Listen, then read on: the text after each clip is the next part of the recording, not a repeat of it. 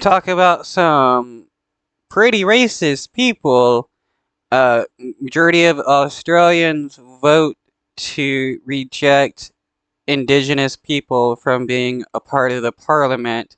So they're denying Indigenous people in Australia representations, yet they want to pass laws that will affect them.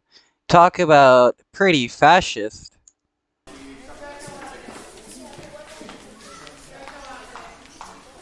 It's very clear that reconciliation is dead. A majority of Australians have said no to an invitation from Indigenous Australia with a minimal proposition to give us a bare say in matters that affect our lives. Yeah, these people are saying, no, I don't want this group of people to be able to vote on laws that affect their lives, but I want to be able to vote on laws that will affect their lives. These people are pretty horrible.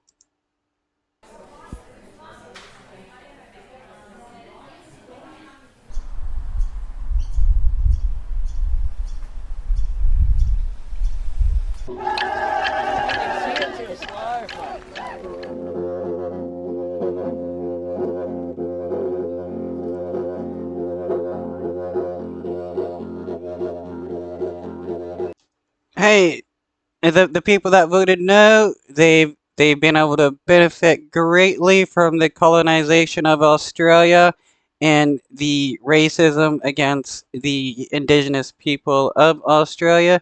So why would they want to change it to make the lives of the natives better when they can just continue to vote laws to benefit them?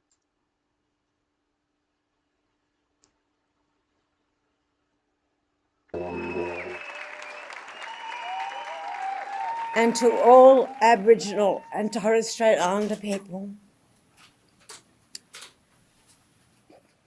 I want to say this.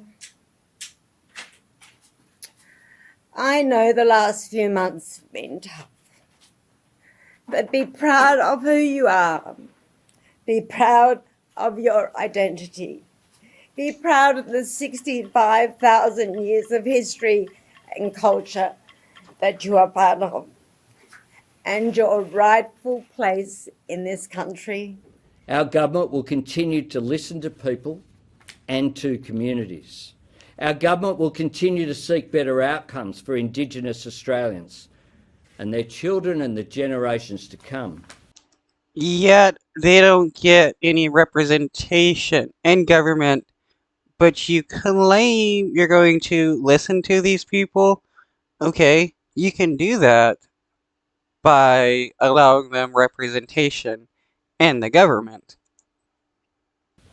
This is not only in the interests of Indigenous Australians, it is in the interests of all Australians to build a better future for our nation.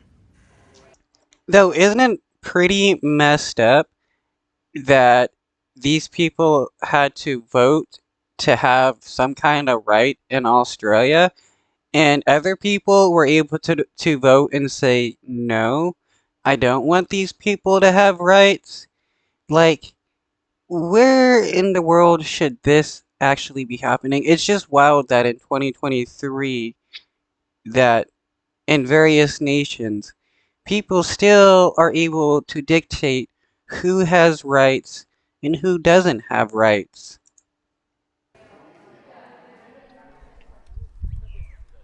Well, Paul, I think there's a real arrogance in the way in which the Prime Minister's approached his discussion with the Australian people. Even tonight in his speech, you can hear...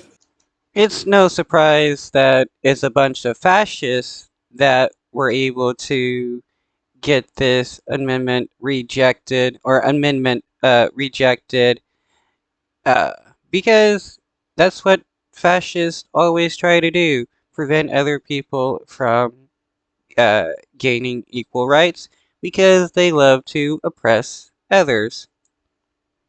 the words almost of contempt for the Australian people dripping from what he's saying. And That doesn't have any place. About 65 or 70% of Australians, depending on where you are in the country, have expressed a very strong rejection of the Prime Minister's proposal.